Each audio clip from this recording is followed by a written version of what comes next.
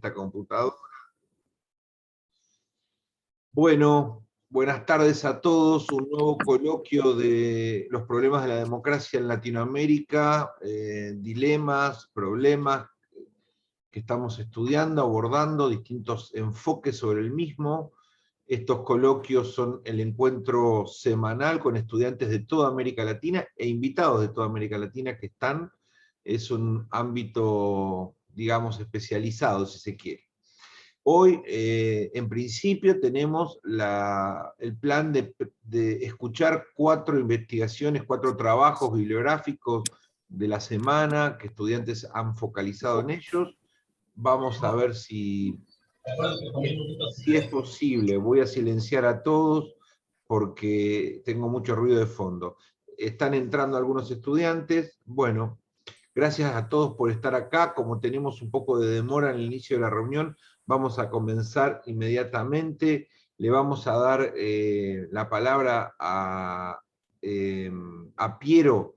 Piero, hace rato que venís postergando tus exposiciones y queríamos ver si podías comenzar tú hoy con una cosa corta de hasta 15 minutos, porque tenemos 4 oradores, y la semana que viene también tenemos lleno, porque hay gente que está trabajando economía de la atención, el uso de Instagram en el liderazgo político y social de América Latina, y varios temas que están en carpeta que tienen que salir. Así que, de todo esto, la idea, chicos, es que tomen un par de conceptos, todo esto queda grabado, luego se va incorporando al acervo documental. Recuerden que estos coloquios se van a transformar luego en exposiciones abiertas, en un programa integral para toda América Latina. Piero, estás a cargo tienes la palabra, estás a cargo, yo te aviso cuando te falten 3 minutos, como hacemos siempre. Si necesitas la administración, te la paso, y si me dices. Ya, no, esta semana no, para que tampoco tomar tanto tiempo. Bueno, perfecto. Adelante, Piero, cuéntanos qué trabajaste, qué estudiaste. Arranquemos. Ya. Ujú. Sí, para esta semana lo que me toca presentar voy a hacer un pequeño, tratar de resumir bastante, porque es un tema bastante amplio, bastante complejo, hacer un trabajo, hacer un resumen histórico sobre la participación ciudadana y el rol que ha tenido en la democracia, pues, a través de los años. Pues creo que primero debemos entender que sea nuestro punto central de que mientras el hombre tenga relación con otras personas, siempre va a haberse involucrado en una práctica política, sea más sencilla, sea más compleja, a través de instituciones o unilateralmente, pero siempre va a haber una práctica política. Y esto nos lleva a tratar volver y tratar de buscar el significado a qué es la ciudadanía, qué es entonces participación ciudadana, cuáles son sus alcances, cuáles son sus límites. Así que eso ya lo verán algunas compañeras que van a dar un poco más de este tema más actual, pero yo voy a hacer un pequeño recorrido histórico sobre cuál es la evolución de la participación ciudadana y cómo es que llegamos al día de hoy y las implicancias que tiene.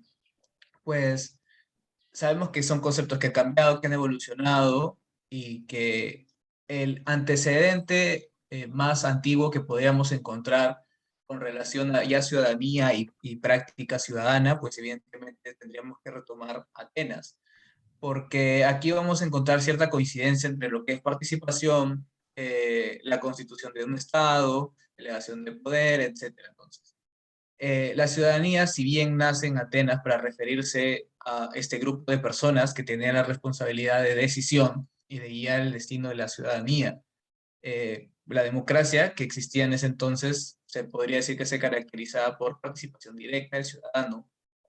Y entonces ya estamos hablando de participación ciudadana.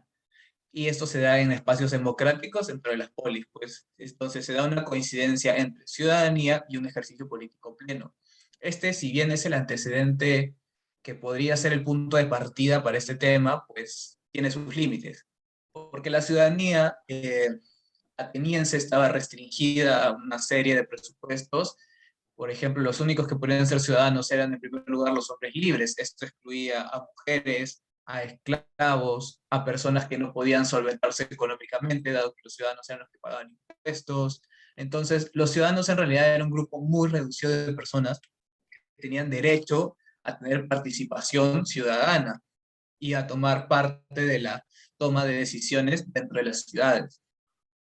Entonces, este va a ser el punto de partida y pues va a ir evolucionando las sociedades y tal, pero mientras, bueno, el surgimiento de la ciudadanía moderna se va a consagrar entonces con la constitución ya de los estados nacionales, de los estados-nación.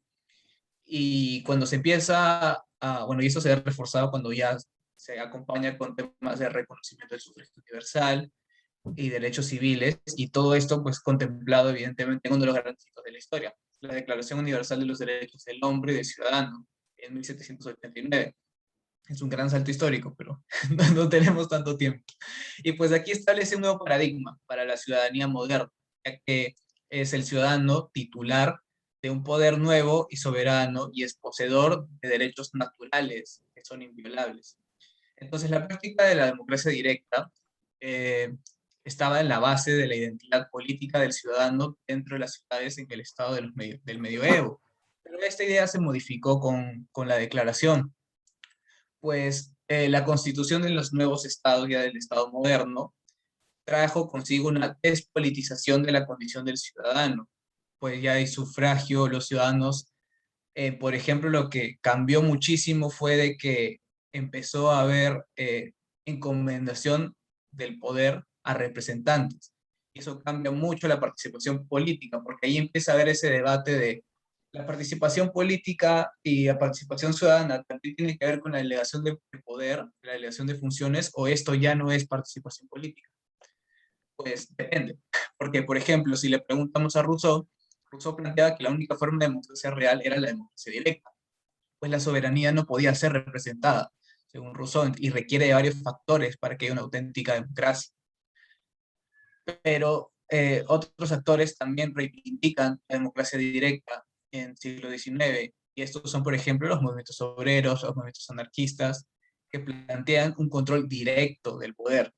Y pues entonces se empieza a haber un poco este debate de participación ciudadana y se le juntan los movimientos socialistas en torno a, por ejemplo, la Comuna de París, estas propuestas utópicas de una igualdad en todo aspecto, en el cual las decisiones pueden ser tomadas entre todos, y empieza a haber este debate. Y bueno, la propuesta marxista, por ejemplo, trae un aporte interesante con respecto a la democracia directa. Distintos autores, por ejemplo, Rosa de Luxemburgo habla de la huelga de masas, evidentemente una forma de acción ciudadana como elemento fundamental del poder frente a la concentración de un partido. Gramsci, por ejemplo, también incluía el tema de que era necesario transformar la sociedad para poder transformar el Estado. Y esto también incluye el tema de hegemonía, que fue uno de los grandes debates que hubo en el 60 y el 70 aquí en Latinoamérica. Entonces, como vemos, va a ir evolucionando este concepto, cosa que también cambia, por ejemplo, con el estado de bienestar. Cuando se juntan los empresarios con las vertientes obreras para constituir los estados de bienestar, esto va a implicar una institucionalización de los derechos sociales por parte de estos países europeos a cambio de afirmar un sistema representativo.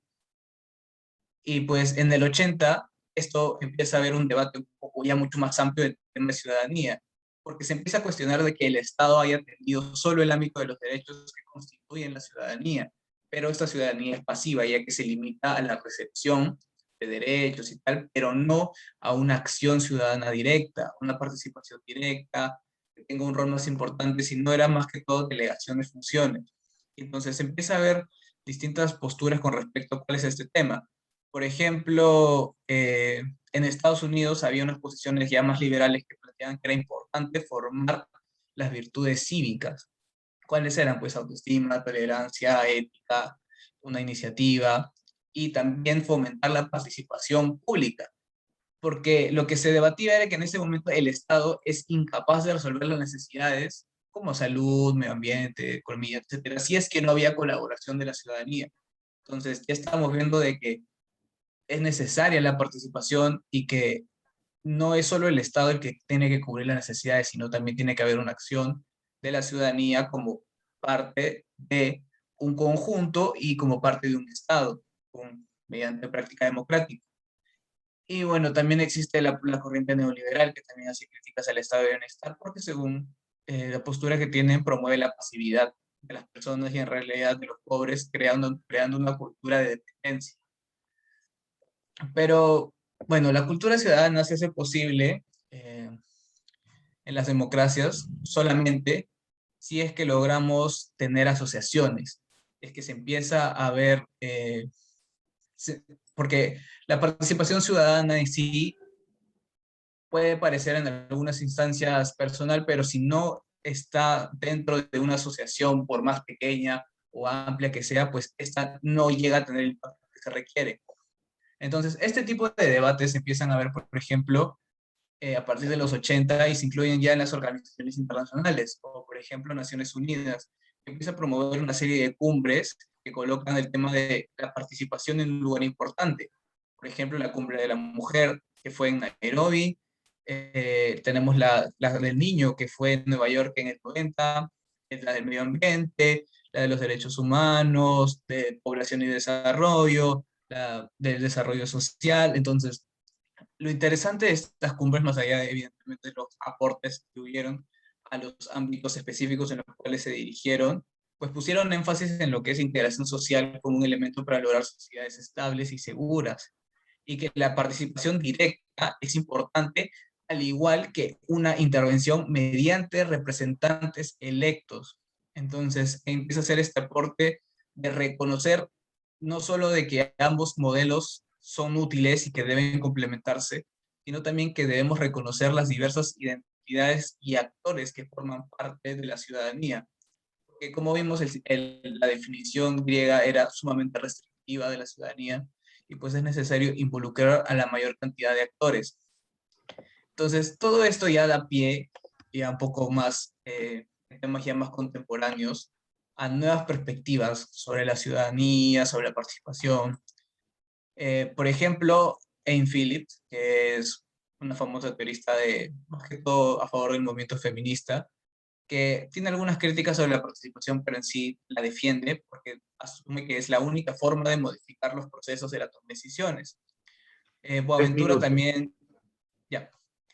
Entonces, ya para cerrar, ¿cómo podemos concluir estos distintos aportes y cambios que han habido del concepto de ciudadanía, de participación ciudadana?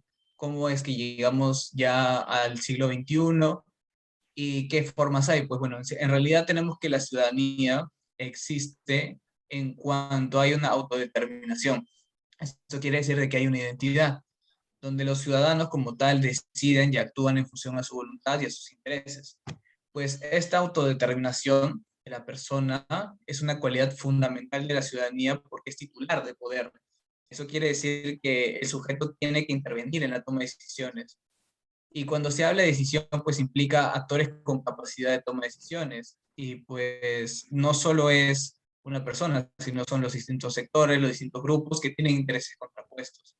Por lo tanto, la participación va a implicar relaciones de poder entre los distintos sectores. Y por ahí es cuando se empieza a constituir esta relación social de poder a través de determinados sectores que buscan acceder a la toma de decisiones.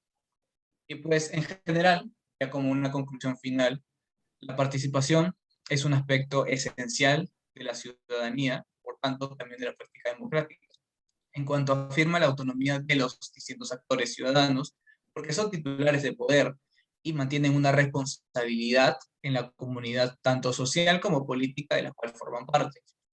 La participación es el sentido originario de la democracia en general, y esto sí lo comparte con la Grecia, y es un elemento central que nos puede ayudar a revitalizarla incluso, pues sin el compromiso que hay de los actores, no puede haber una democracia sólida.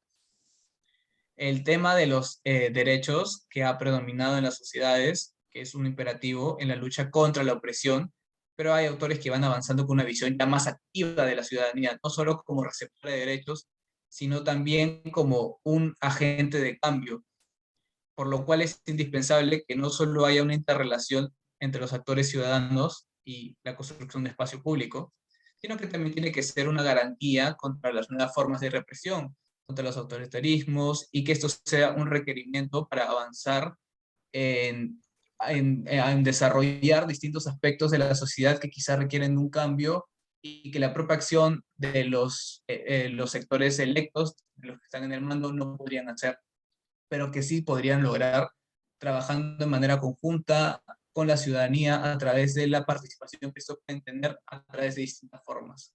Eso sería todo. Bárbaro, Piero. Les aviso a todos que hemos implementado una nueva técnica que ayude a los oradores para los próximos coloquios. Ustedes saben que cada uno de los compañeros está profundizando ese tema. Piero seguirá con ese tema, y así Odemaris, irán, Madeline, cada uno irá cada vez sabiendo más de lo que va compartiendo en cada coloquio. Para eso necesitamos ayudarlos a prepararse para una capacitación abierta en toda América Latina con 150, 200 personas, y entonces la manera de ayudarlos es haciéndole una pregunta.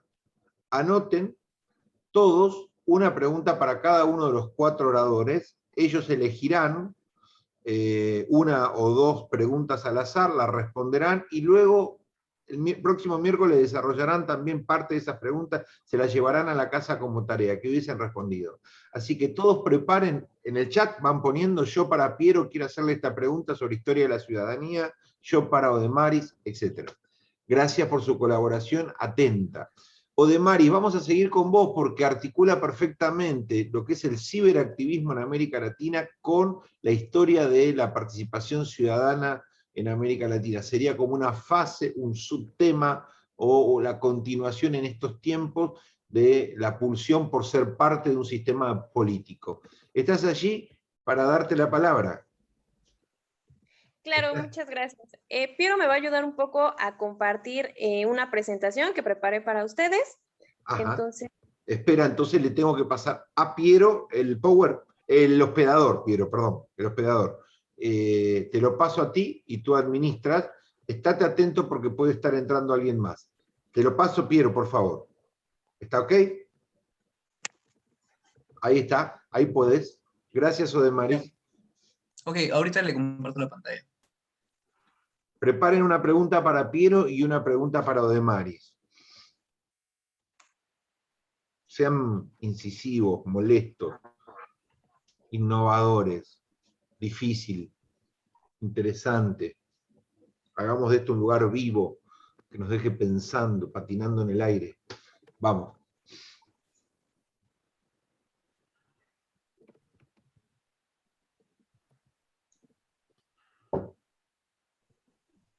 muchas gracias. Bueno, pues yo voy a hablar un poco acerca de la introducción al ciberactivismo. Si pasamos a la siguiente diapositiva, por favor. Bueno, es importante comprender qué es el ciberactivismo. Muchos autores han definido al ciberactivismo como un activismo, bueno, vaya la redundancia, a través del ciberespacio, que a través del uso de herramientas que nos ofrece pues Internet, permiten llevar a cabo interacción e interconectividad entre las personas. Es importante mencionar que el ciberactivismo no es una técnica, es más bien considerado como una estrategia donde, como ya lo había dicho, se busca a través de la difusión y la propagación de mensajes entre diferentes usuarios de la red, compartir información y que de esta forma llegue a más personas. Esta difusión se realiza ya sea mediante publicaciones en la red, mediante foros, mediante blogs o bien mediante emails. Siguiente, por favor.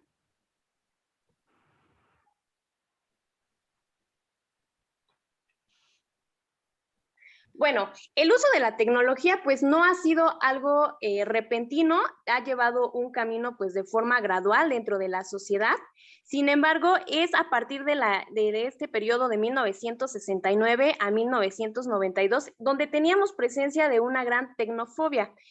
las personas pues se mantenían un poco aisladas, pero es aquí donde se produce ya un punto de inflexión para la entrada de la tecnología, y es en el periodo de 1999 donde se genera ya un impacto de la tecnología. Esto pues las personas ya comienzan a tener un poco más de acceso a las tecnologías de la información, pero es hasta el año de 2005 donde podemos apreciar una tecnofilia, es decir, ya se da la aparición de la web 2.0.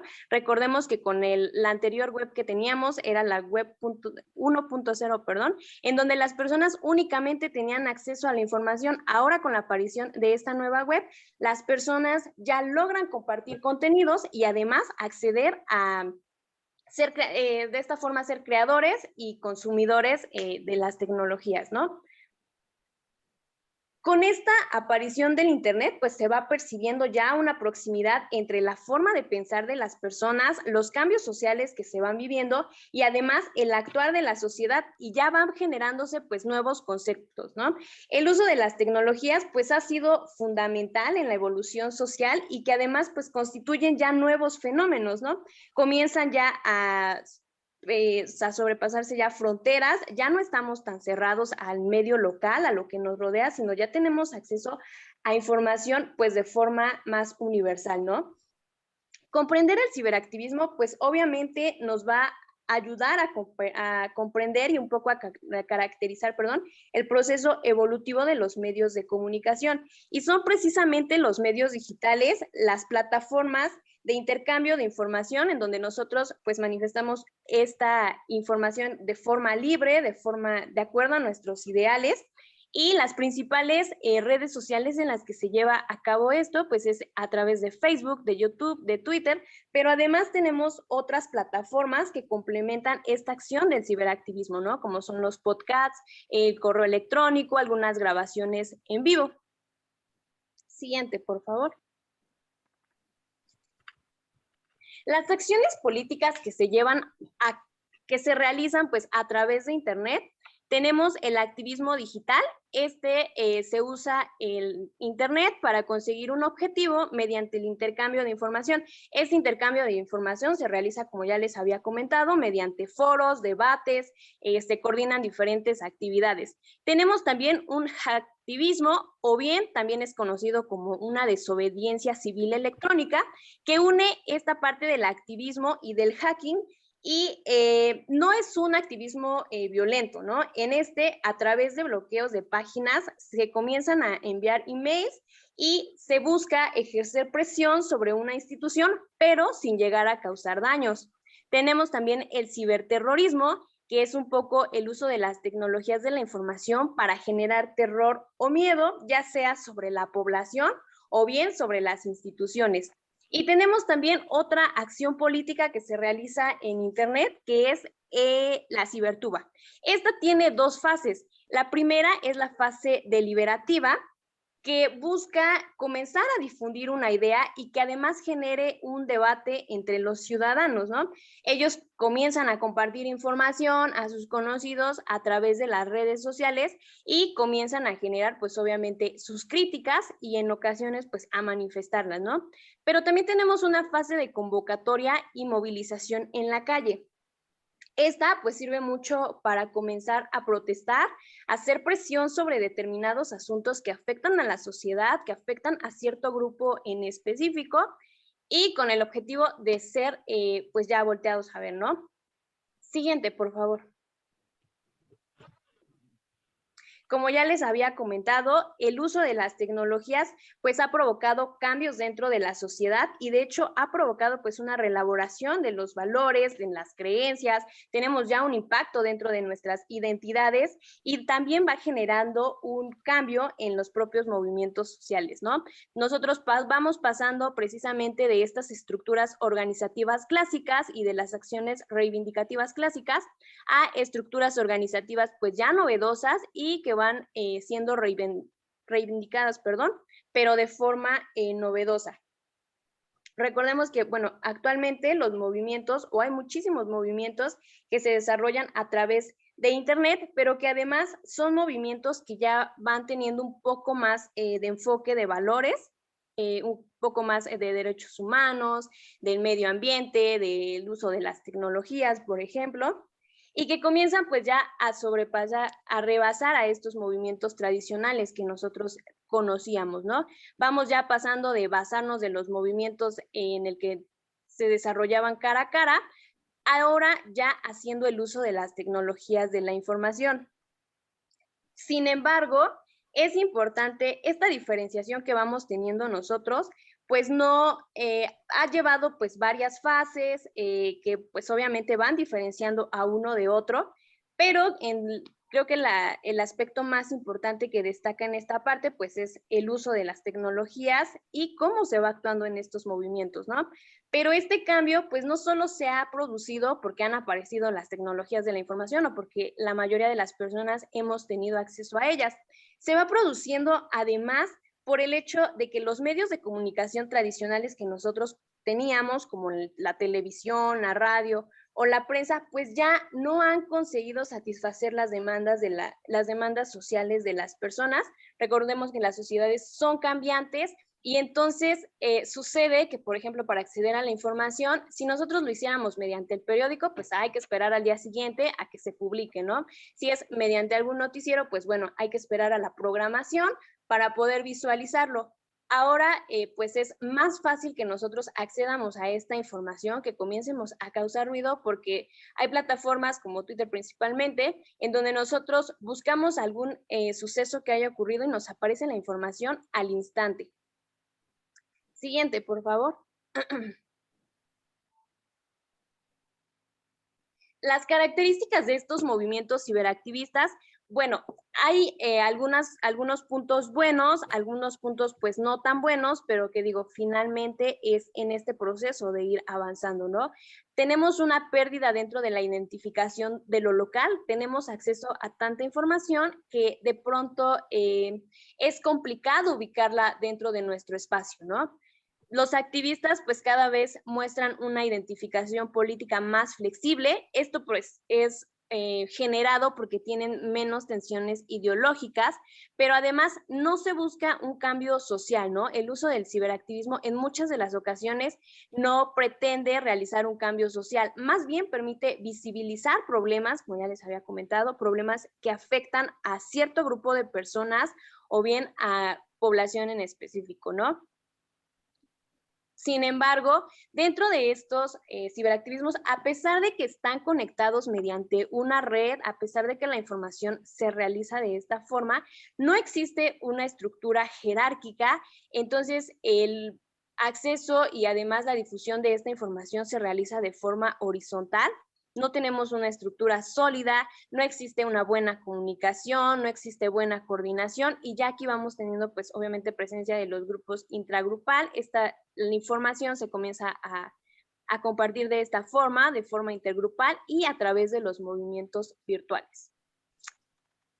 Siguiente, por favor. Es así entonces como ya vamos teniendo diversas concepciones del ciberactivismo. Podemos concebir al ciberactivismo como un generador de conciencia, como un organizador, podemos concebirlo como una fuente movilizadora, como un detonante insurreccional, perdón. Siguiente, por favor. Y bueno, ya un poco para ir cerrando esta parte, si bien es cierto que el ciberactivismo, pues llevarlo a cabo, pues no necesita de grandes recursos para poder realizarse, pero tenemos que tomar en cuenta que realizarlo requiere de mucha responsabilidad en las iniciativas, que se use, que de esta forma se fomente el acceso a la información. Como tenemos un gran acceso a la información, de pronto accedemos de forma superficial, es muy complicado que se realicen análisis profundos de la información que se comparte. Y bueno, impactando dentro de esta estructura política, pues sabemos que de pronto es utilizado comúnmente en el desarrollo de las campañas electorales, pero al final se realiza únicamente en el periodo que abarcan estas campañas. Después tenemos ya un aislamiento, incluso si estamos hablando de una figura política, comenzamos a tener ya un aislamiento a lo mejor de quienes forman parte de estas figuras, comienza a desaparecer el acceso a la información y entonces comprender o llevar un seguimiento de las actividades que están realizando, pues es un poco más complicado porque precisamente ya no tenemos el acceso total a esta información. Y pues bueno, creo que eso sería todo de mi parte. Muy bien, Odemaris. Seguimos para luego pasar al debate. A ver, gracias. Piero, vos te quedás como administrador, seguiría Madeline. Con ciberactivismo, nuevas formas políticas. ¿Estás disponible, Madeline? Y luego Verónica. Ahí está. Adelante. Tienes 15 minutos.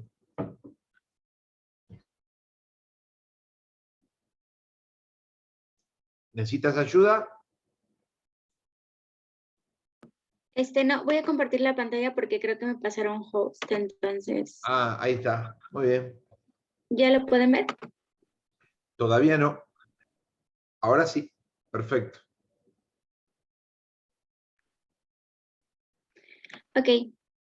Bueno, pues buenas tardes a todos. Ahorita vamos a hablar del ciberactivismo, la nueva fuerza política.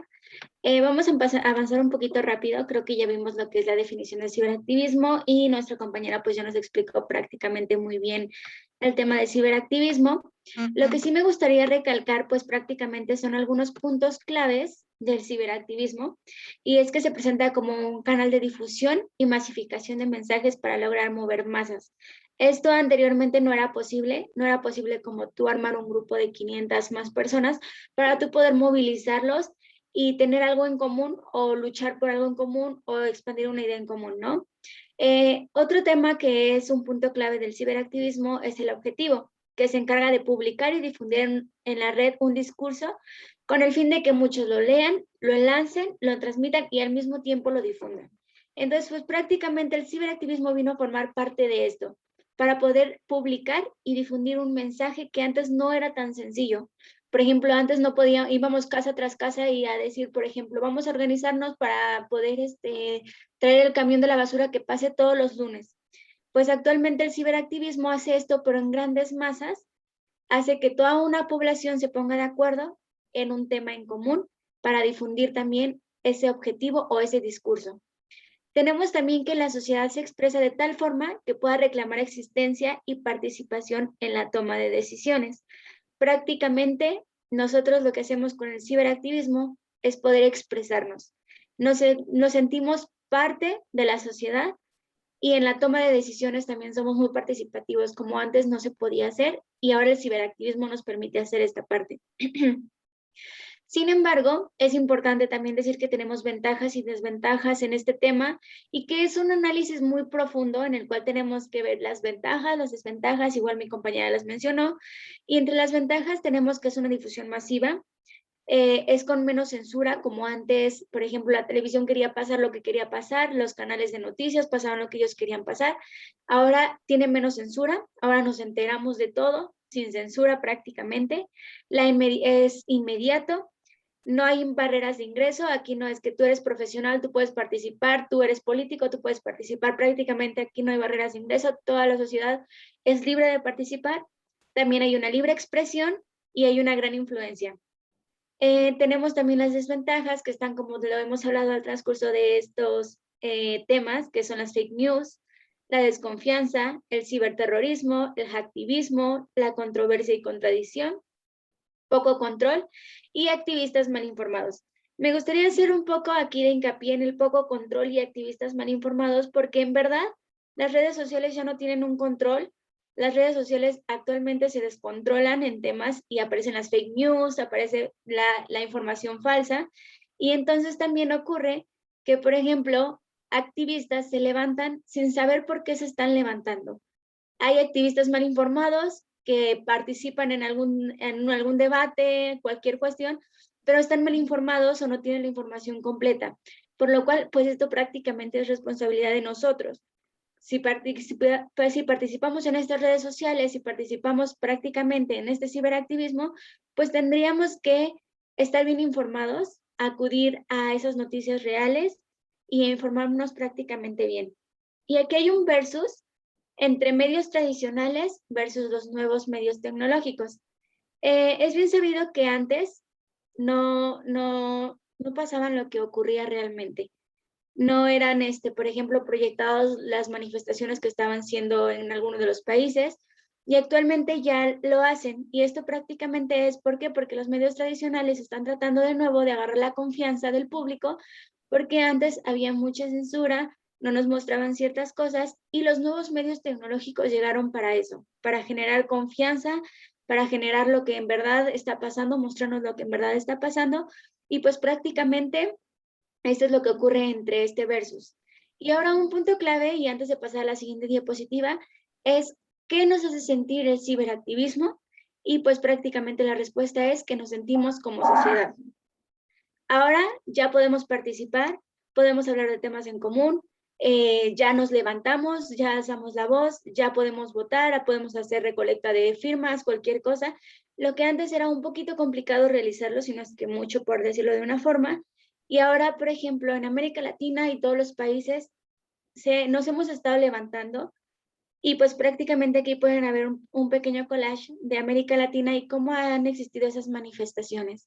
¿Y qué es lo que vino a hacer el ciberactivismo? Pues prácticamente hacernos sentir sociedad, que es lo que está tratando y lo que se está logrando hacer con esta parte de los nuevos medios tecnológicos.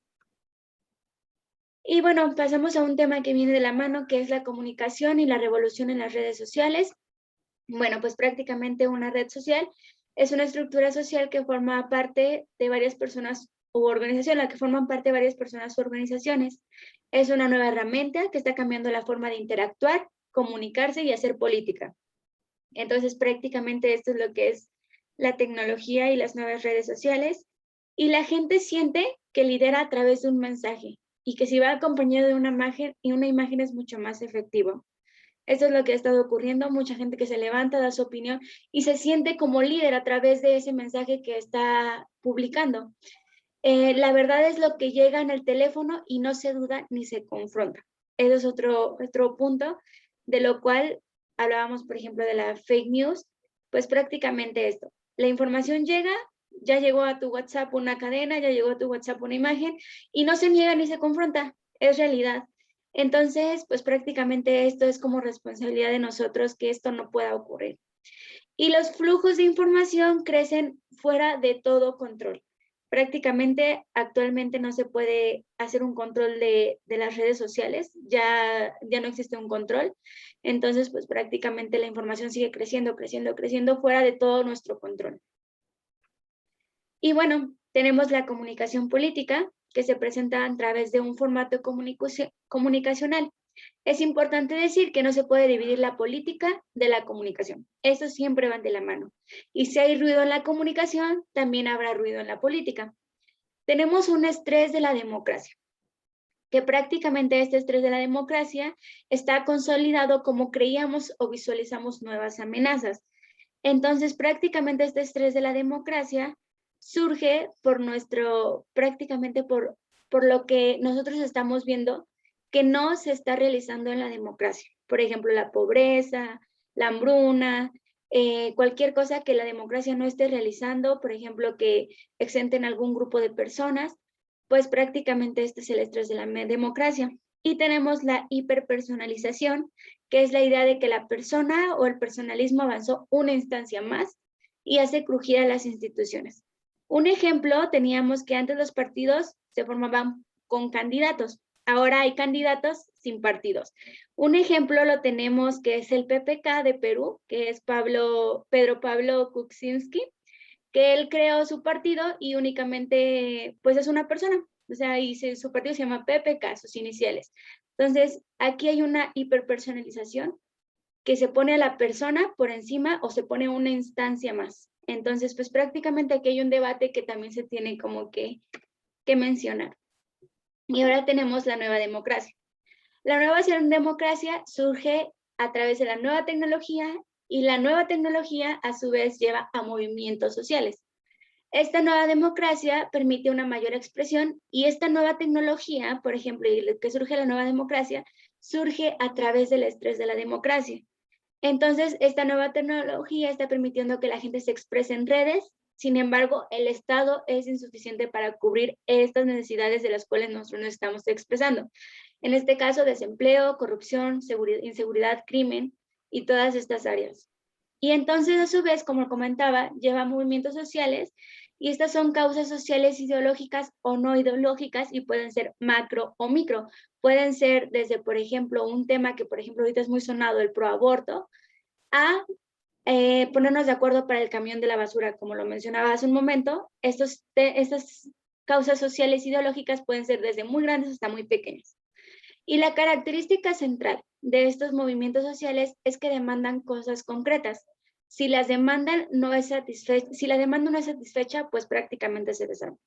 Y tenemos otro que se trata de la convergencia y que es una necesidad estar coordinadamente en la multiplicidad de medios. ¿Qué quiere decir esto? Que se rompen los hitos comunicacionales.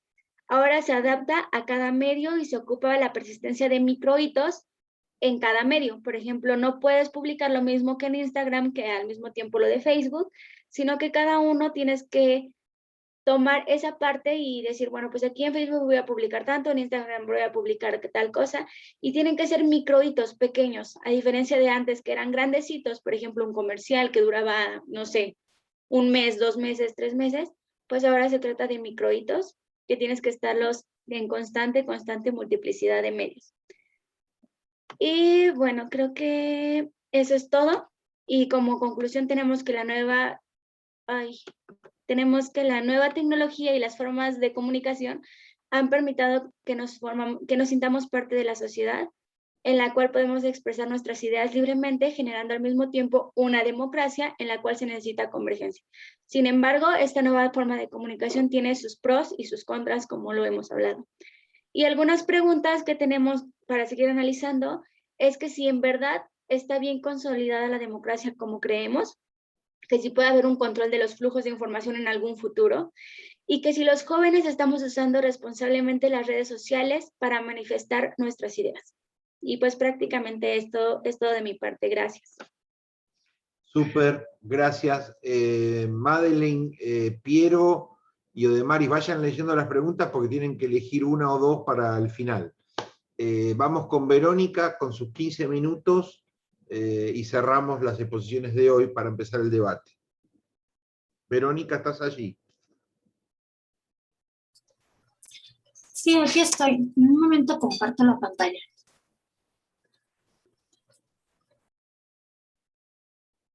Me dejaste loco, Madeleine. Me metiste tantas cosas en la cabeza que estoy aturdido.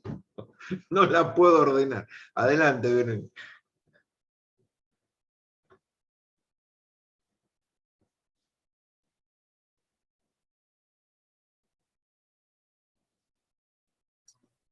Sí, nada más que no puedo compartir. Si me ayudan con eso, por favor.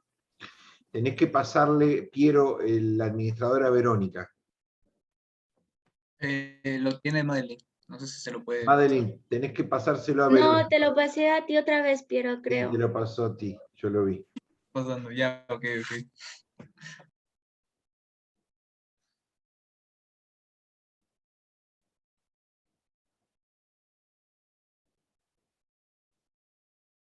Habla más despacio, Verónica, que Madeleine fue a 200 por hora. Por favor, te lo pido.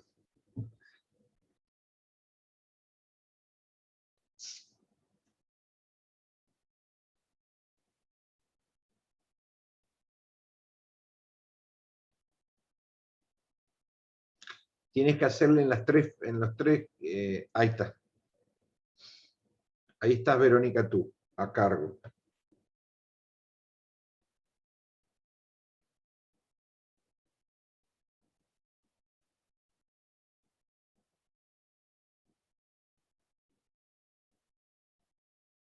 Piero, cada vez tenés el pelo más largo, no sé hasta dónde va a llegar, te lo digo sinceramente.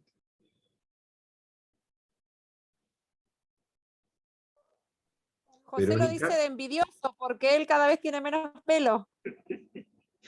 Claro que sí, un poco de envidia. Me podrías pasar. Quería decirlo, no quería decirlo, pero ya lo dije. Bien, vamos, Verónica, vamos, compañera, vamos, ahí va.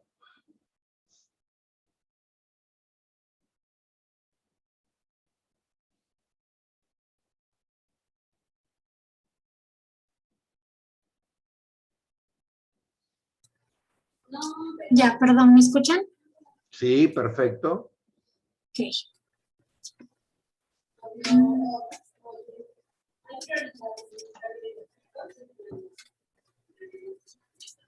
Bueno, mucho gusto, yo soy Verónica y les voy a compartir el tema de la participación ciudadana digital.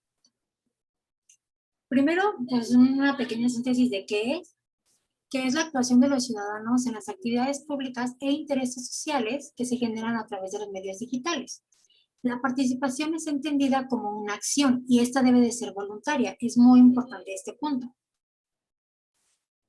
Podemos encontrar que es un acto social colectivo que contempla la influencia de la sociedad sobre el individuo y la voluntad personal de influir en la sociedad.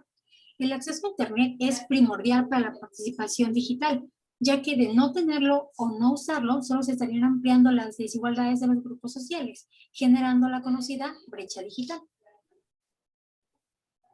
¿Qué desafíos uno se puede encontrar en este tipo de participación? Bueno, podemos encontrar la forma de digitalizar. Esta tiene que darse de manera clara para el entendimiento de las políticas públicas, dejando tecnicismos de lado. Y por otro lado, tenemos adaptación. La tecnología cambia de manera muy continua y acelerada, que el Estado tiene que estar actualizando sus plataformas constantemente para un mejor acceso por parte de los ciudadanos. ¿Por qué puse la forma de digitalizar? Bueno, muchas veces nuestros gobiernos, o en caso acá en México, no utilizan mucho las plataformas y si las llegan a utilizar a veces ponen términos que no podrían ser tan comprendidos por toda la ciudadanía. Si uno está familiarizado, los puedes comprender, pero si es una persona que simplemente quiere conocer lo que está sucediendo, puede confundirse o abrumarse, lo que hace que no entienda lo que está pasando. Entonces es importante que nuestras autoridades, la forma de compartirnos todas las noticias, todo lo que debemos de saber acerca de su actuación, tiene que ser de una manera muy clara para que todas las personas, tengan o no tengan conocimientos jurídicos, puedan entender qué es lo que está pasando. Por otro lado, la adaptación.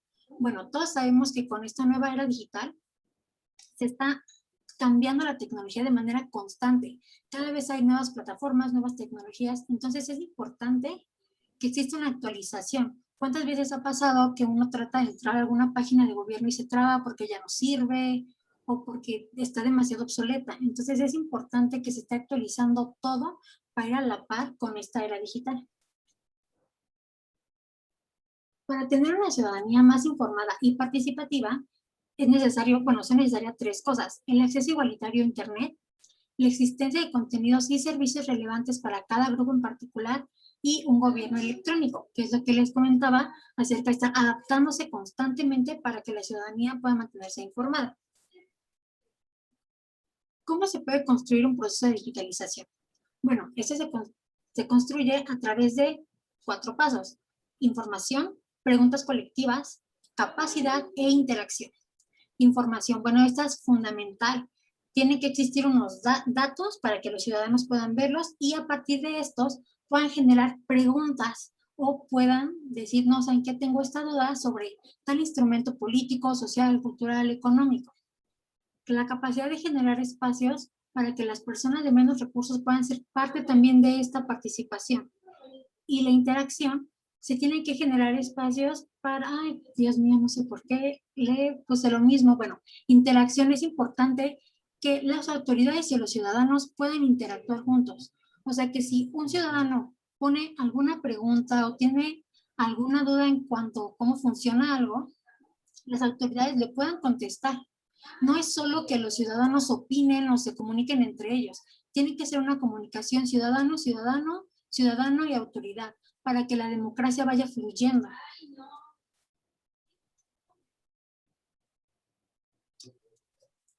Como síntesis, podría decir que la participación ciudadana digital es una de las premisas más importantes de la democracia.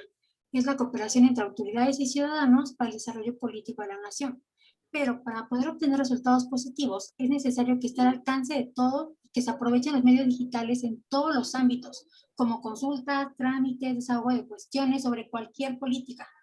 Todo esto para que la toma de decisiones sea más informada, para que se den solución a las problemáticas sociales, lo cual debe darse en un ambiente de respeto, siendo necesario que exista un interés de las autoridades para la actualización de los medios que utilizan para esta.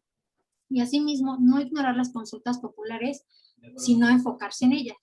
La participación ciudadana digital, aunque ahí tiene su nombre, ciudadana, no solo le compete a los ciudadanos, sino a las autoridades. ¿Cuántas veces, bueno, lo que encontramos de las brechas digitales o de las personas que no tienen el acceso a Internet? Existen siempre ciudades o pueblos pequeños que no tienen el acceso, ya sea a computadoras o a un buen Internet. Entonces, estas personas no pueden estar informadas de lo que está pasando en nuestro gobierno, de las decisiones que se están tomando. Se cree que simplemente ir a votar es suficiente, pero no. La democracia no consiste en solo ir a votar. Se trata de que haya una horizontalidad entre los ciudadanos y las autoridades en todas las decisiones que sean posibles. Por supuesto, tiene que ser de manera respetuosa, de que cuántas veces no hemos encontrado que existen comentarios negativos o lenguaje de odio que hace que a veces las autoridades, como no pueden controlarlas, quitan los comentarios o lo ignoran. Entonces, no solo ignoran a veces los comentarios de odio, sino ignoran todos. Es importante que exista un control de esto, que sea crear la conciencia de que tiene que ser en un espacio de respeto, crear plataformas para poder estar en constante contacto sobre lo que está pasando, ya sea en nuestros municipios, en nuestras ciudades, incluso en los estados. O podemos ver lo que está pasando en nuestro país, lo que está pasando en otros países, pero es necesario que existan plataformas seguras y de información confiable para que esto se pueda dar. Aquí planteé 3 preguntas. ¿Se debe regular el servicio de Internet? Los medios digitales deberían de estar como políticas públicas y cómo se potenciaría la participación ciudadana digital a través del gobierno. Bueno, ¿se debe regular el servicio de Internet? Desde mi punto de vista, sí. Existen sectores que no pueden acceder a ellos. Por lo tanto, el Estado debería de generar estrategias para llevar estos medios con el fin de reducir la desigualdad social y democrática. Y de esta forma poder controlar o reducir lo que es la brecha digital. Claro que es importante primero checar la economía, cómo llevarlo, pero es importante que se generen estrategias y que se cumplan, que no simplemente se quede establecido en un papel como muchas veces pasa, que dicen vamos a hacer esto, pero no lo hacen. Es importante que existan planes de acciones y que funcionen. Los medios digitales como las políticas públicas. Bueno, con esta era digital se ha vuelto necesario crear nuevas políticas públicas que se encaminen a la tecnología, ya que esta se ha vuelto vital para la comunicación de las personas. Esto con el fin de regular todo el marco que existe en nuestra esfera jurídica. Es decir, esto va de la mano con la regularización del servicio de Internet. Bueno, ¿cómo se hace? A través de una política pública. Se genera la idea, se hacen los planes de acción para poder llevarlo a cabo y por último se lleva a cabo. ¿Cómo podemos potenciar la participación ciudadana a través del gobierno? Bueno, sabemos que no todos los gobiernos locales cuentan con la estructura o la economía para ir a la par con la tecnología, fracturando desde ahí lo que es la telaraña de la comunicación, por lo que es necesario que todos los gobiernos locales estén actualizados y que sean equipados con las herramientas necesarias para favorecer la comunicación de las políticas sociales, culturales, económicas, políticas, etcétera, dentro de nuestra esfera jurídica. Y así los ciudadanos puedan no solo informarse, sino que interactuar con las autoridades para que cada entidad comience a tratar sus puntos débiles y de esta forma podamos construir una democracia consolidada a nivel nacional. Es importante comenzar poco a poco entre las regiones y si cada región va resolviendo sus problemas, todo el país puede ir funcionando de manera conjunta. En vez de muchas veces lo que está pasando, que solamente las grandes ciudades pueden hacerlo o pueden estar más al tanto porque tienen todas las tecnologías a las manos y simplemente olvidamos a los pueblos o a aquellas comunidades que no pueden estar a la par. Entonces, es importante que el gobierno empiece a trabajar en eso y que las personas empiecen a hacer conciencia de que no es solo ir a votar, sino que tenemos que participar, tenemos que preguntar, tenemos que ver qué se está haciendo con los recursos, que se estén cumpliendo todo lo que se cumplió. Y bueno, por mi parte esto sería todo. Muy bien, gracias. Nos queda justo 30 minutos para cerrar el encuentro de hoy. Vamos a empezar con quien quiere tomar la palabra para elegir 2 preguntas y dar su parecer. Además, esto está bueno como práctica porque nos saca un poco de libreto, que es algo que tendemos a hacer, aferrarnos a nuestro power, y entonces eso nos da más camino andado. ¿Quién arranca primero de los oradores a responder a sus compañeros? Preguntas. ¿Y cuál eligió?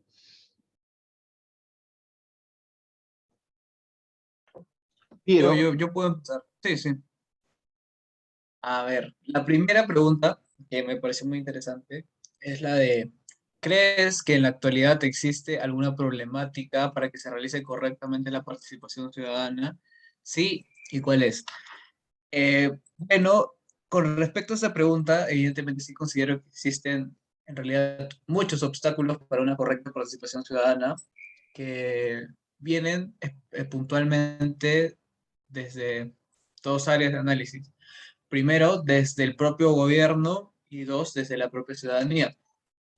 Evidentemente, en los gobiernos autoritarios existe un gran obstáculo para la participación ciudadana, así que en esos casos específicos, obviamente, y por obvias razones, está bastante restringida la participación ciudadana, en muchos casos ni siquiera se accede a un proceso electoral transparente, cualquier tipo de manifestación en contra del gobierno está reprimido, entonces esto evidentemente obstaculiza la participación ciudadana, pero sin necesidad de llegar a ese extremo, de llegar a un gobierno autoritario, pues evidentemente también puede haber algunos obstáculos estructurales dentro del gobierno, ya que las formas de participación directa que podría haber se limitan en muchos casos y en muchos de los gobiernos latinoamericanos a simplemente los procesos electorales.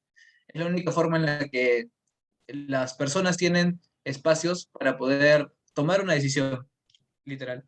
Entonces, estos espacios en los cuales podría haber, por ejemplo, mesas abiertas de conversación, formas en las cuales se podría haber espacios de rendición de cuentas, de poder presentar propuestas ciudadanas, iniciativas. Este tipo de cosas a veces no existen, no están muy difundidas, no están bien desarrolladas, no están bien apoyadas.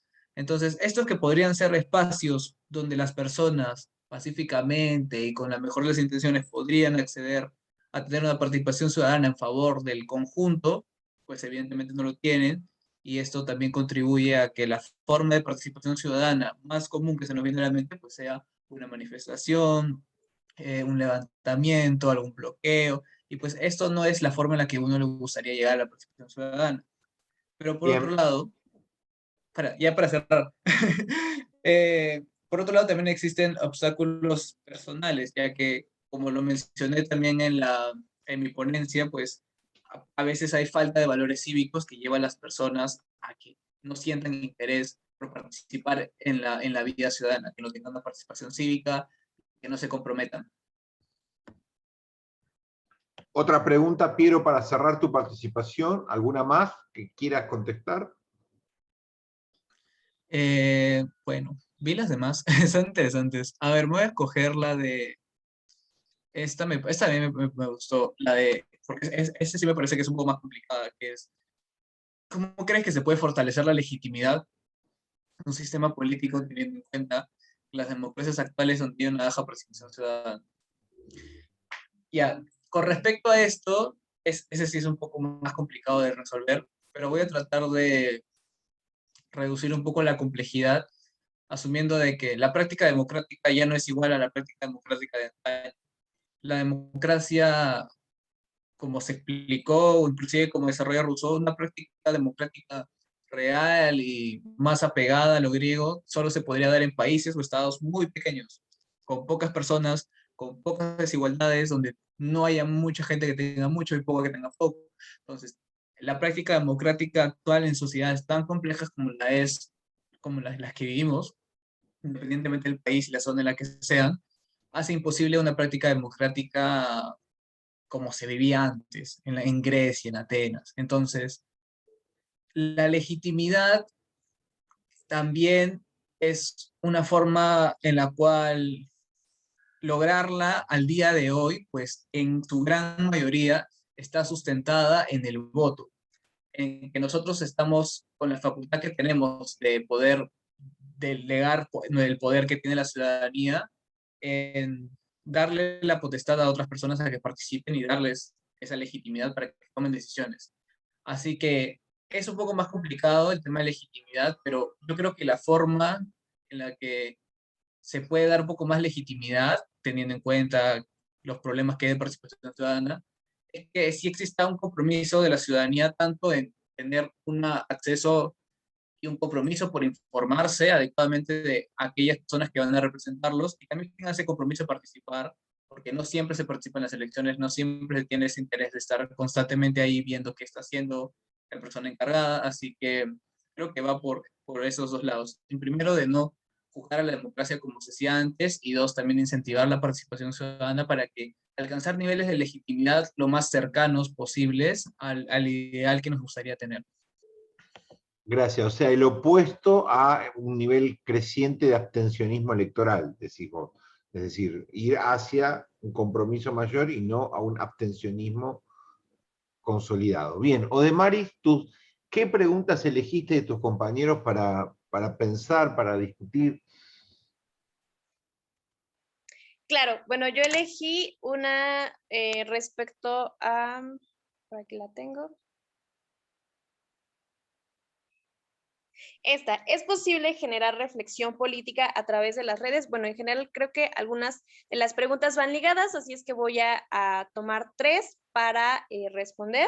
También hay una que menciona esto de la difusión de la información de noticias falsas, y hay una más que no aparece el nombre, pero dice, considera que debe existir algún tipo de regulación para estas actividades que llegan a ser perjudiciales, y además de que han tenido pues un impacto o un beneficio al acceso de la información en cuestiones que antes no se tenía. Voy a tomar un caso en particular, que es México. En el año 2012 se atravesaba un proceso electoral.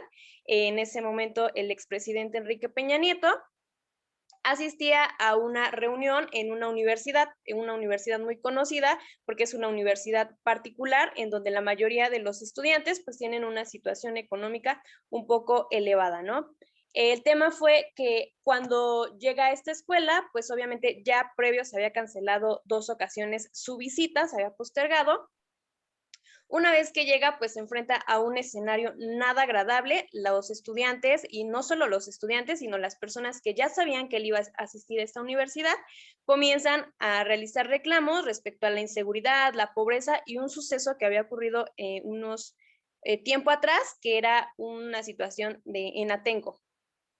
Cuando él llega, pues obviamente obtiene una respuesta desfavorable por parte de los alumnos, y sucede que al día siguiente, bueno, suceden muchos casos, muchas situaciones durante su visita, pero sucede que al día siguiente él, a través de los medios locales, que fue periódico, y a través de la televisión, de algunas noticias, comienza a difundir el éxito que había tenido en esta universidad, éxito que nunca se llevó a cabo. Entonces son precisamente los estudiantes quienes a través de videos comienzan a compartir lo que realmente se vivió, el momento de tensión que se vivió dentro de esta universidad. Entonces, ¿es posible gracias al ciberactivismo? Claro que sí. Nosotros no nos hubiéramos podido enterar de lo que realmente había sucedido si no se hubiera hecho la difusión de esta información, porque obviamente los medios locales iban a censurar esta información y entonces iban a compartirlo en beneficio de la campaña, obviamente para incrementar puntos. Es complicado, sí, porque así como se realizan la difusión de estas noticias que nos llegan de pronto a desmentir un poco, también también se comparten muchas noticias falsas, y esto precisamente en muchos casos por la lucha del poder. Vemos que comienzan a atacar desde perspectivas buenas, obviamente con el objetivo también de restar puntos dentro de la participación o dentro de esta disputa política, ¿no? Debe existir una regulación, tendría que ser necesaria. ¿Por qué? Porque precisamente por esta información que de pronto atenta contra la dignidad de muchas personas, atenta contra el espacio de su privacidad, y pues yo creo que sí es necesaria esta regulación. Y creo que Gracias. Verónica, o Madeline, perdón, estaba Madeline primero. Elige un par de preguntas, Madeline, para pensar. Claro que sí. Bueno, voy a elegir una de las preguntas más interesantes. Todas están muy interesantes, por cierto, pero es tan especial porque da pie a lo que veremos en los próximos coloquios, que pregunta de qué manera los gobiernos pueden incorporar y procesar las demandas y necesidades que se exponen en las redes sociales. Esta pregunta la hace Nicolás.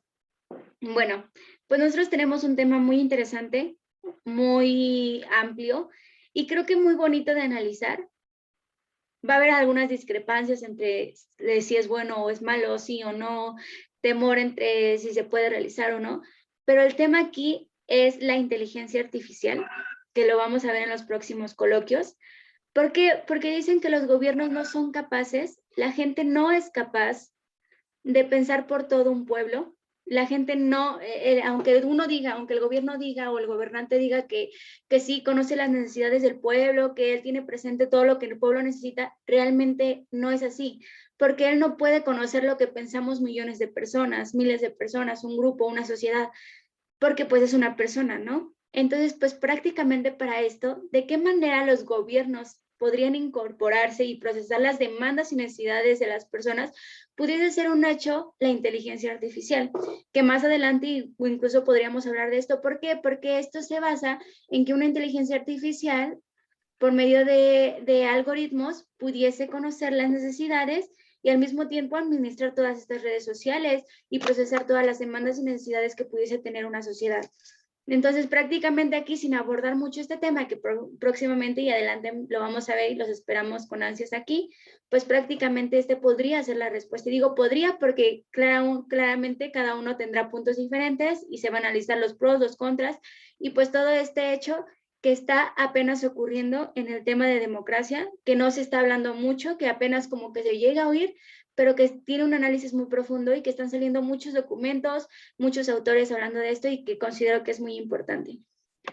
Y bueno, otra pregunta más que me gustaría considerar, déjenla encuentro.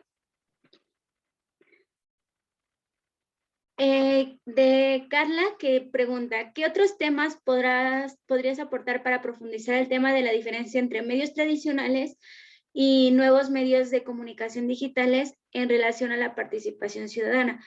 Esto ya en algún punto se había hablado en una conferencia y teníamos que, por ejemplo, los medios tradicionales los conocíamos como los más medias y los nuevos como los new media. Entonces, por ejemplo, teníamos varias diferencias en el cual uno se utilizaba un lenguaje técnico, que son en los más medias, y en los new media se utilizaba un lenguaje estándar. Por ejemplo, hablábamos también que los más medias buscaban complacer a lectores, buscaban complacer también a los lectores, a los que estaban participando, a los que veían. Y aquí en los new media tenemos que cada usuario es un lector, cada usuario, o sea, ya no se busca como complacer porque ya somos parte de esto. Hablábamos, por ejemplo, de la censura, unos contienen más censura que otros, que unos se dirigen a un público en específico, y los new media que influyen en la audiencia en general. Entonces, prácticamente hay grandes diferencias, pero la mayor diferencia está en que, por ejemplo, en los más medios tradicionales nosotros no nos sentimos como parte de la opinión, mientras que en los new media, que son todos estos Facebook, Twitter, email, todas estas plataformas digitales, nosotros estamos como al alcance a cualquier parte del mundo, nos sentimos sociedad y nos sentimos libres y tenemos que aportar, o sea, nos sentimos con la obligación de aportar y no tenemos como ningún tipo de compromiso, no se necesita ser profesional, puedes ser principiante y puedes aún así aportar tus propias ideas. Entonces, pues prácticamente estas son las grandes diferencias, que igual es un tema muy complejo, muy amplio, lo cual es muy interesante, pero actualmente lo que está moviendo masas, pues son las que son las nuevas eras digitales. Gracias, Madre. Verónica, tu última reflexión del equipo de hoy. ¿Qué has elegido para pensar juntos? Bueno, voy a tomar la pregunta de Nicolás, que pregunta No si tienes cámara, ¿verdad? No, ¿no? No, lo que pasa Ah. es que, si se dan cuenta, si la prendo, sale así. Está como Bueno, como rara, no funciona en esta plataforma. Bueno, la pregunta es si se necesita un cambio o reformulación en la cultura cívica para que los ciudadanos se incorporen eficientemente en la participación política digital. Y si es así, ¿cuál sería ese cambio? Bueno, sí se necesita una reformulación en nuestra cultura cívica, empezar a promover que la participación ciudadana es buena y que las autoridades tienen la obligación de contestar las preguntas y todas las dudas que tienen los ciudadanos. Por ejemplo, es muy difícil a veces acceder o poder preguntarles algo porque o no te dejan entrar, no te contestan, entonces la gente ya se quedó con la idea de que aunque preguntes no te van a contestar, entonces ¿para qué preguntas?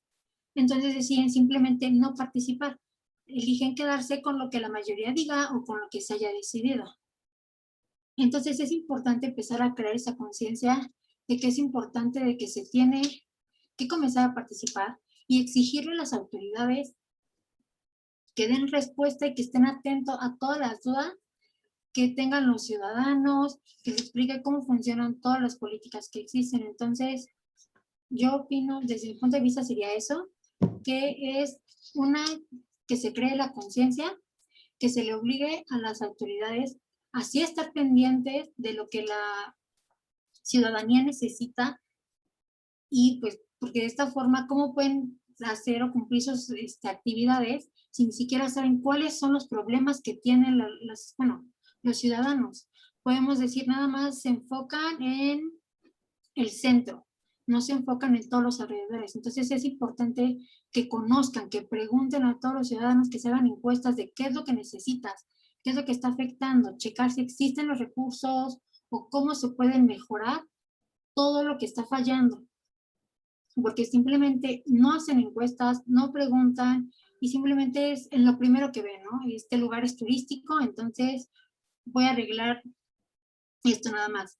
No importa si estos ciudadanos me están pidiendo o me están preguntando de qué pueden hacer, si en el lugar donde viven no hay seguridad, no hay electricidad, simplemente ignoran eso. Entonces es importante que estén en contacto con todos los ciudadanos para ver qué necesitan y poder ir reforzando todos los puntos débiles que existen en cada entidad.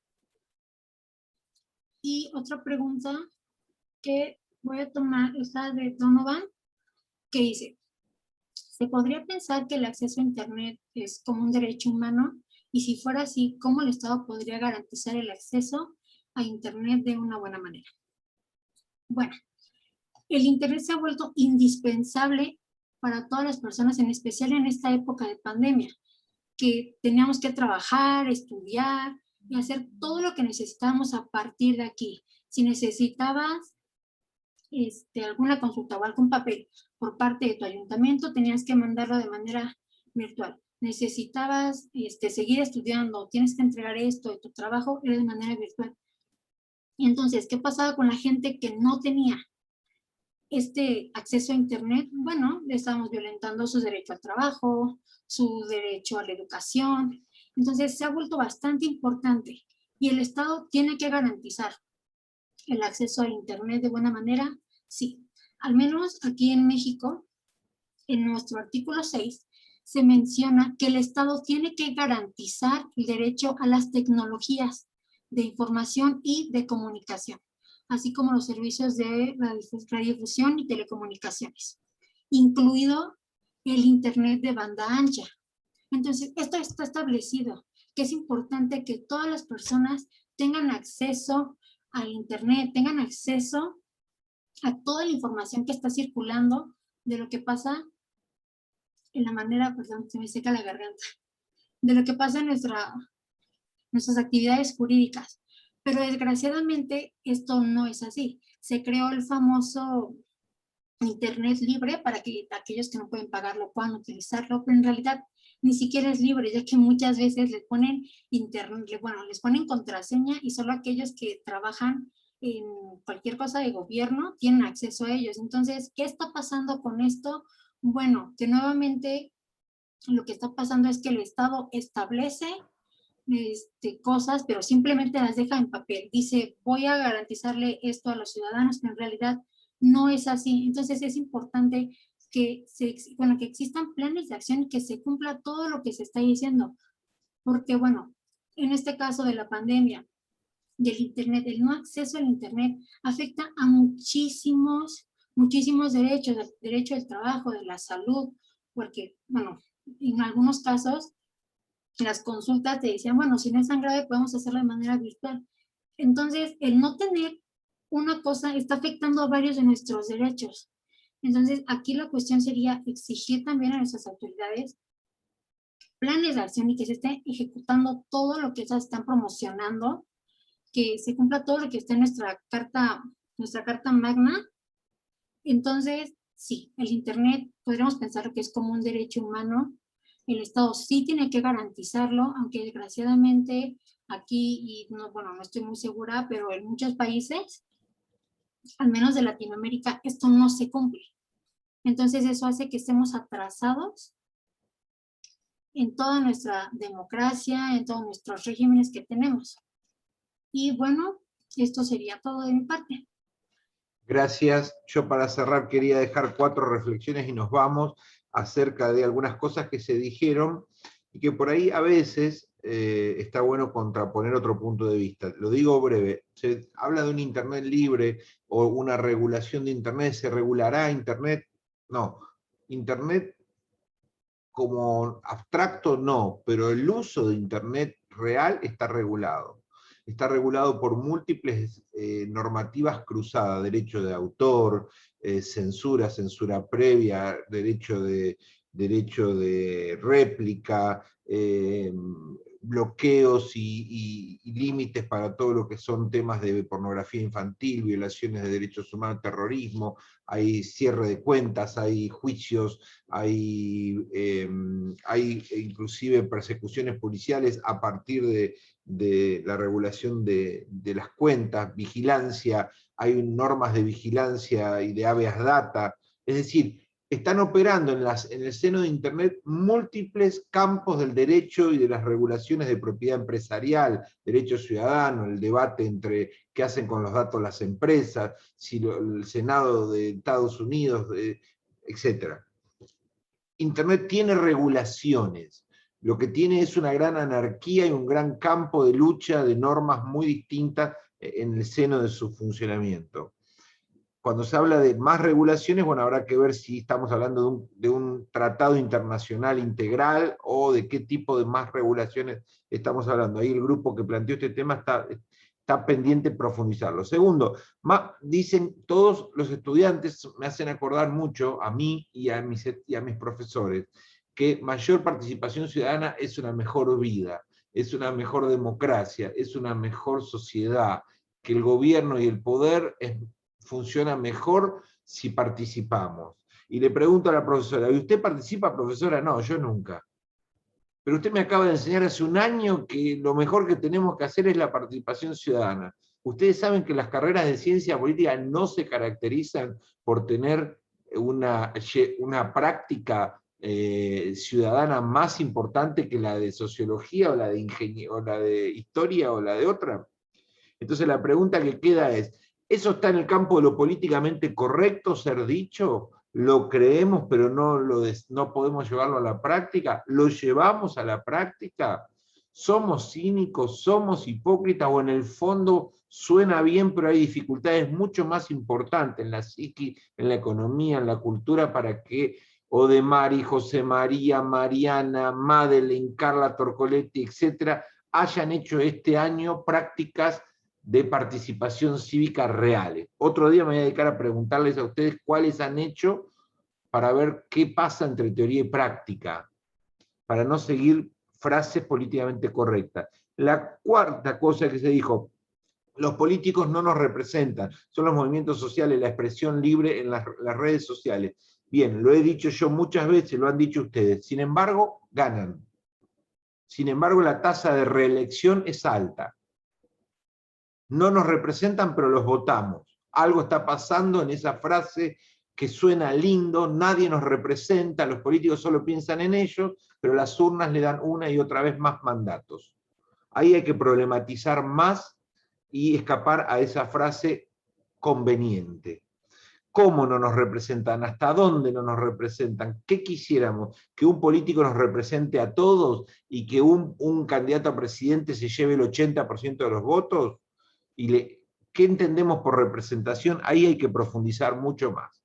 Y la última es los más media son una cosa, los nuevos medios son otro, y esta dicotomía me parece que está quedando vieja, que estamos tomando conferencias nuevas que toman conceptos viejos, que están envejeciendo. La más media tradicional está cambiando, se está fundiendo adentro de las redes sociales, está incorporando la opinión interactiva de los lectores, de los televidentes, la encuesta, el comentario abajo de cada nota, están haciendo convenios con las redes sociales para publicar adentro de las redes y fundirse adentro de las redes, están usando los drones, los comentarios, todas las tecnologías nuevas.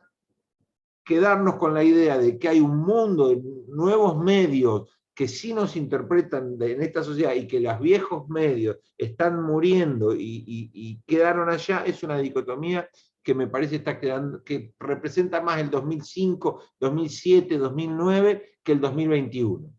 Por lo menos en la Argentina están haciendo un gran esfuerzo de insertarse en plataformas, de tuitear todas las noticias, de liderar Twitter, de tener ya presencia online en YouTube, en todas las plataformas. Hay cambios importantes, por lo tanto yo no me sumaría a la idea de los más medios viejos que están muriendo. Los dejo para pensar, para provocarlos un poco, y la semana que viene tenemos dos temas nuevos. La semana que viene, uno va a ser economía de la atención, que es vital para entendernos, vital, economía de la atención, de los 200 cosas que llegan, por qué prestamos atención a una y a la otra no, y cómo ahí se juega la identidad, la fidelidad, el seguir ideas, y un montón de temas más. La lucha por la atención nuestra. El dinero del futuro no está en venderle zapatos, sino conseguir su atención, nuestra atención para cualquier cosa. Y de eso se va a jugar el miércoles que viene, entre otros. Chau, perdón que no hay más debate, todos quisieran hablar, pero se hicieron 90 minutos. Fuerza, hasta el miércoles. Gracias por la presentación. Chao.